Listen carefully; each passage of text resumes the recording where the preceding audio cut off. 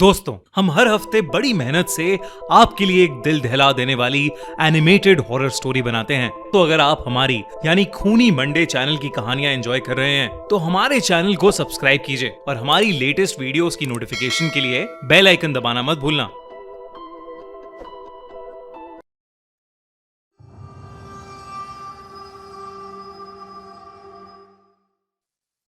अजितेश कानपुर के गोविंद नगर में अपनी बीवी और 5 साल के बेटे के साथ रहता था। उसका एक छोटा सा कपड़े का गोडाउन था जिससे घर का खर्चा बस किसी तरह निकल जाता था, लेकिन उस पर एक बहुत बड़ा लोन था, एक ऐसा कर्ज जो खत्म होने का नाम ही नहीं ले रहा था। उसकी बीवी सुनीता दिन भर घर का काम करती थी और इन सब परेशानियों के चलते उन दोनों के बीच बात कम होती थी और खामोशी ज्यादा। अजितेश का बड़ा भाई सुरेश लखनऊ में एक बहुत अमीर बिजनेसमैन था। बड़ा घर, बड़ी गाड़ी और हर बार जब भी वो मिलने आता एक तसल्ली भरी नजर से अजितेश को देखता और कहता, कोई बात नहीं, सब ठीक हो जाएगा। अजितेश को सुरेश की इस बात को सुनकर हमेशा ऐसा लगता कि वो कोई बीमार हो जिसको ठीक होने में वक्त लगेगा। अजितेश हमेशा उस दिन का इंतजार कर रहा था जब वो भी ये बात सुरेश को कहने का मौका पाएगा। वो दिन आया तो जरूर, लेकिन जिस तरह से आया वो अजितेश ने कभी सोचा भी नहीं था। एक सर्दी की रात अजितेश के मोहल्ले में एक तांत्रिक आया। बूढ़ा, सफेद बाल, झुकी हुई कमर और उसके दोनों कंधों पर एक एक कौवा बैठा हुआ था। वो मोहल्ले की गलियों में चिल्लाता हुआ गूंज रहा था, अपनी फूटी किस्मत को बदलो, अगर अपनी फूटी किस्मत बदलनी है तो मेरे पास उसका उपाय है। और यही कहता हुआ वो उस मोहल्ले की एक गली से दूसरी गली में जा रहा था। हर जगह सर्दी की धुंध छाई हुई थी और उस धुंध में तांत्रिक और उसके 2 कौवों की छोटी सी आंखें चमक रही थीं। लोग अपने घर की खिड़कियों से झांक कर देख तो रहे थे, पर कोई उस तांत्रिक के पास नहीं गया। अजितेश भी उस तांत्रिक को दूर से देख रहा था, लेकिन कुछ देर में वो तांत्रिक वहां से चला गया। लेकिन उस रात अजितेश पूरी रात नहीं सो पाया।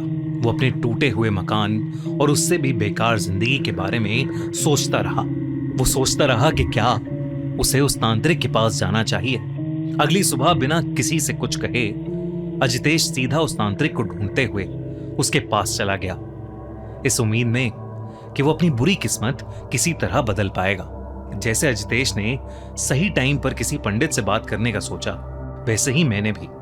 थोड़े टाइम पहले मेरी लाइफ में कुछ पर्सनल इश्यूज चल रहे थे जिसका कोई सोल्यूशन ना मेरे पास था ना मेरे दोस्तों और घर वालों के पास।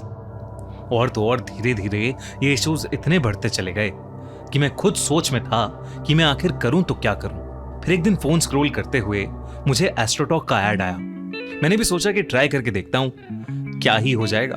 मैंने वहां राजेश नाम के एस्ट्रोलॉजर से बात की। उन्होंने मेरी डेट ऑफ बर्थ और प्लेस ऑफ बर्थ मांगी और फिर तुरंत बताया कि आपकी लाइफ में ये इश्यूज चल रहे हैं। मैं शॉक्ड रह गया क्योंकि उनकी एक एक बात एकदम सच थी। मैंने उन्हें A to Z मेरी सिचुएशन बताई और फिर मैंने उनकी दी हुई गाइडेंस और रेमेडीज को फॉलो किया। धीरे धीरे मुझे अपने सारे इश्यूज में बहुत इंप्रूवमेंट दिखने लगा। दोस्तों, मेरा ये सब बताने का एक ही मोटिव है कि अगर आप भी लाइफ में किसी तरह की कंफ्यूजन में हैं, मैरिज, रिलेशनशिप, फाइनेंस या घर से रिलेटेड कोई इश्यूज हैं और आप उन इश्यूज के लिए गाइडेंस सीख कर रहे हैं, तो भी एस्ट्रोटॉक ऐप डाउनलोड करो और वहां जाके एक एक्सपर्ट से बात करो। फर्स्ट चैट भी बिल्कुल फ्री है। मैंने ऐप का लिंक डिस्क्रिप्शन और पिन कमेंट में डाल दिया है, तो जरूर चेकआउट करो इस ऐप को। अजितेश लोगों से पूछ पूछ कर फाइनली उस तांत्रिक के पास पहुंच गया। अब भी उसके कंधों पर 2 कौवे थे। अजितेश ने अपने साथ हो रही परेशानी के बारे में उस तांत्रिक को बताया। उस तांत्रिक ने पूरी बात सुनी और फिर उसे कुछ ऐसा बताया जिसे सुनकर वो शॉक्ड हो गया। उस तांत्रिक ने उसे बताया कि कौवे पितृलोक के दूत हैं, जिंदा और मुर्दा लोगों की दुनिया के बीच का दरवाजा, और अगर उन्हें काक तंत्र से सही ढंग से साधा जाए तो वो हर काम करते हैं जो इंसान के बस में नहीं होते।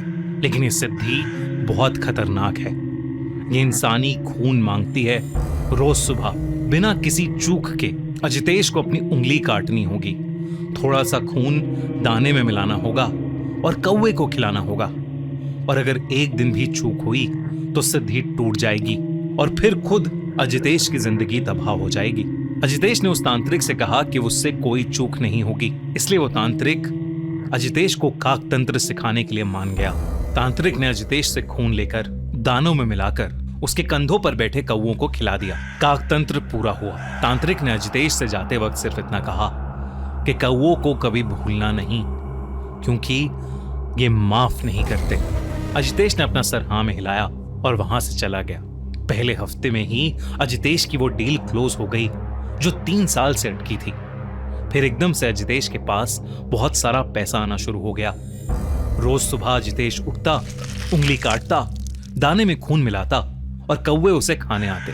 अजितेश ने नया घर ले लिया और सुनीता ने पहली बार घर में घुसते वक्त वो मुस्कान दी जो अजितेश ने काफी सालों से नहीं देखी थी। कई साल बीते। अजितेश अब रईस हो चुका था, पर ऐशो आराम की इस जिंदगी में एक सुबह उससे वो भयानक चूक हुई जिसे ना करने की सलाह उस तांत्रिक ने दी थी। वो कौओं को दाना डालना भूल गया। धीरे धीरे अजितेश दाना डालने की विधि हफ्ते में एक बार करने लगा और फिर टाइम के चलते वो भी बंद हो गई। लेकिन उसके बाद से नए घर के बाहर एक कौवा रोज सुबह कार पर बैठता और तेज आवाज करता। अजितेश चिड़ के पास जाता, कौवा उड़ जाता, लेकिन अगले दिन फिर उसी जगह उसी समय वो वापस आ जाता। ऐसा लग रहा था कि मानो वो अजितेश को कोई भयानक चेतावनी दे रहा हो। उसके बाद से अजितेश की जिंदगी में अजीबोगरीब चीजें होना शुरू हो गया। एक सुबह दरवाजे के सामने उसे कौवा मरा हुआ पड़ा मिला। अजितेश ने उसे कपड़े से उठाया, डस्टबिन में डाला, हाथ धोए और दिन भर के काम में लग गया जैसे कुछ हुआ ही नहीं। अजितेश अपनी अय्याशियों में मग्न था। धीरे धीरे उसके बिजनेस में लॉसेस आने लगे। लॉसेस पहले धीरे आए, फिर एक साथ, जैसे किसी ने एक ही बार में सब कुछ वापस मांग लिया हो। और उसे हर सुबह अपने दरवाजे के बाहर मरे हुए कौओं की लाशें मिलने लगी। इतना ही नहीं, जिस डील से उसे सबसे ज्यादा फायदा हुआ था वो कैंसिल हो गई। एक पार्टनर फ्रॉड करके गायब हो गया और अजितेश के गोडाउन में आग लग गई। पैसा कहां और कैसे जा रहा था अजितेश को समझ ही नहीं आ रहा था। ऐसा लग रहा था कि मानो कोई रोज उसकी तिजोरी खाली कर रहा है। नए घर में रहना उनके लिए अफोर्डेबल नहीं था। और एक दिन अजितेश और सुनीता अपने बेटे के साथ चुपचाप अपना सामान उठाकर पुराने घर में वापस आ गए, बिना इस बारे में कोई भी बात किए।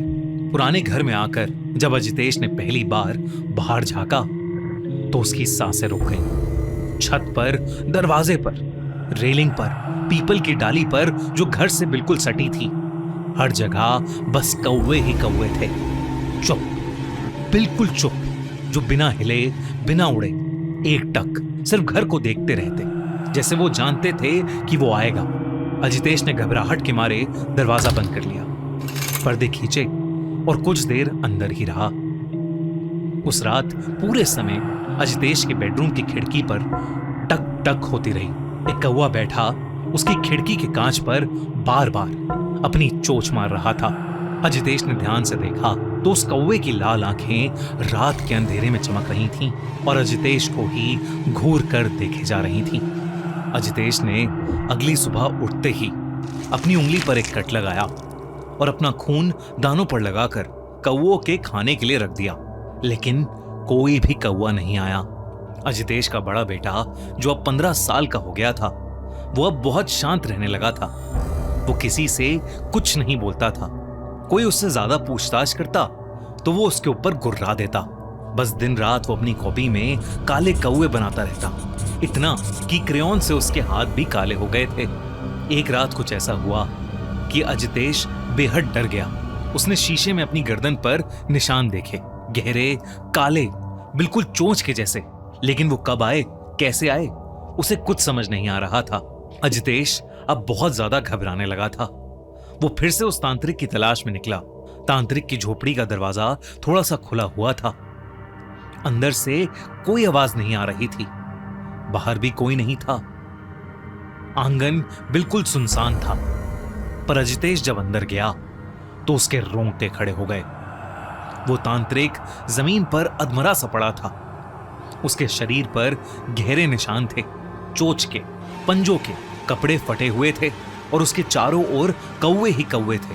तांत्रिक अधमरी हालत में भी अजितेश को देखते ही उस पर चिल्ला पड़ा, मूर्ख, तेरी वजह से आज मेरी ये हालत है, निकल जा यहां से, वो अब तुझसे सब कुछ छीन लेंगे। तांत्रिक के नफरत भरे शब्द सुनकर अजितेश सहम गया और बिना रुके सीधा अपने घर चला गया। और तब उसने अपनी बीवी सुनीता को सब कुछ बता दिया। उस रात आसमान में गहरे काले बादल छा गए। पहले एक कौवा आया, फिर 10, फिर 100, फिर इतने कि आसमान का रंग ही बदल गया। उनकी चेंचे की आवाज एक साथ हवा को काट रही थी। अचानक अजितेश का नाम उसकी बीवी सुनीता ने जोर से चीखा। आवाज उसके 15 साल के बेटे के कमरे से आ रही थी। जब अजितेश वहां गया तो उसके बेटे को अजीब से दौरे पड़ रहे थे, जिसे मरने के समय कोई कौवा फड़फड़ाता है, बिल्कुल वैसे ही उसका बेटा छटपटा रहा था। फिर वो अजितेश को देखते ही गुस्से से पागल हो गया। उसकी आंखें लाल होने लगीं और चेहरा काला पड़ने लगा। अचानक उसके होंठ एक कौवे जैसे चोंच में बदल गए और उसने अजितेश के ऊपर हमला करना शुरू कर दिया। ये देखकर सुनीता की चीख निकल गई, लेकिन वो तब तक नहीं रुका जब तक अजितेश की सांसें खत्म नहीं हो गईं। और तभी अचानक से उनके घर के अंदर सैकड़ों कौवे घुस आए और अजितेश के शरीर से उसका मांस नोचने लगे।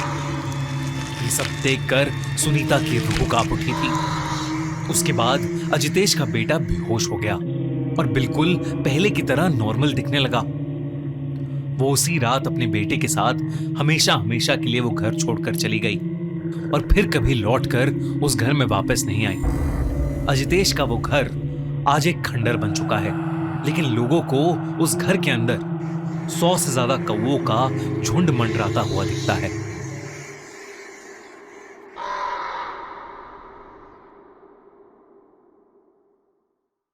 अगर आपको ये वीडियो अच्छी लगी तो हमारा चैनल खूनी मंडे सब्सक्राइब करना बिल्कुल मत भूलना।